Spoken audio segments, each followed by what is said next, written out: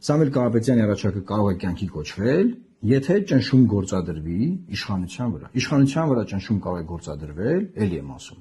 երկու կոմպոնենտով։ Ցույց տալ, որ դու լեգիտիմ չես,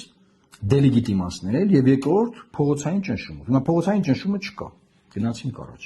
Ինչ գործիք ունի ընդդիմությունը, կոնկրետ Սամվել Կարապետյանի ձեռքին, հենց հիմա ինչ կա։ Սամվել Կարապետյանը կարող է հայտարարել, որ իրենք ամենախոշոր ուժն են այս պահին, որ մենք պահանջում ենք երկրորդ փուլ, եւ եթե երկրորդ փուլը չեղավ, կամ նոր ընտրություններ ոնց որ ինքն ասում է, մենք մանդատները չենք վերցնելու, Քոչարյանն անկել ասում են, եթե իրանք չվերցնեն, մենք էլ չենք վերցնի, այսինքն խորհրդարանի ընդդիմությունը կվիճարկի լեգիտիմությունը ձևավորված պարլամենտի։ Եվ դրա կլինի ճնշում Փաշինյանի վրա, որ ինքը գնա երկրորդ փուլի։ Այսինքն, նայեք, փողոցը չկա, այն չկա, բայց կա մի հատ գործիք իրանց ձեռքում։ Ճնշել իշխանությանը լեգիտիմությունը վիճարկելով։ Եվ ասել, որ եթե մենք չենք գալի խորհրդարան, քո լեգիտիմությունը դրվում է կասկածի տակ։ Այ դու Նիկոլ, որպեսզի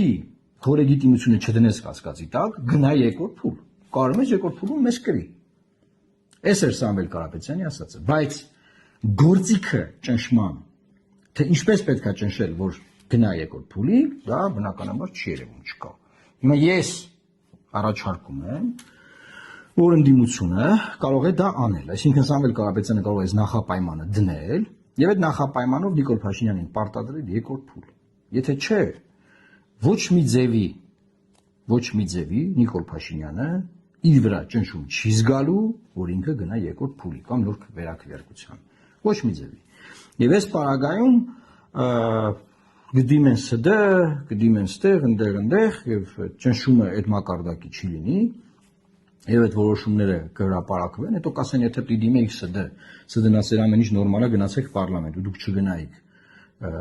խոսքի խեք դիմե ՍԴ, հարց 1, երկրորդ, եթե պիտի դիմեիք ՍԴ, վիճարկեիք ընտրություններ, ասեիք կեղծված, ու դրանից հետո գնայիք պարլամենտ, էլի, խիեիք դիմե ՍԴ, երկրորդ հարցն է բացվում։ Դրա համար սիրելի հայրենակիցներ,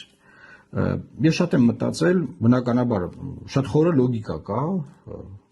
Սամվել Կարապետյանի ասացի մեջ, ասում ախպեր ջան, ես չեմ հաղթել, դու չես հաղթել, ես էլ եմ ուզում լեգիտիմ իշխանություն, դու ես լեգիտիմ իշխանություն։ Երկրորդ փուլ արա, ով կհաղթի, թող նա էլ ձևավորի լեգիտիմ կառավարություն։ Շատ լավ, բայց խի պետք է Նիկոլը ստիպված դա անի։